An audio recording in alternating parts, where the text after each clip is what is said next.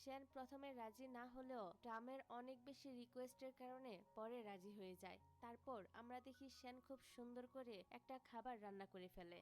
এই রান্না দেখে টাম তো বেশ খুশি মনে শ্যানের থেকে খাবারটি নিতে চায়, তবে শ্যান তাকে বলে একটি জিনিস মিসিং আছে, ওইটা দিলে এটা আরো বেশি মজাদার হয়ে যাবে। এই বলে শ্যান সে মশলা টানতে চলে যায়, তবে টাম তো বলতে থাকে আরে আর কিছু লাগবে না, আমি জানি এটা এমনিতেই অনেক বেশি সুস্বাদু হয়েছে।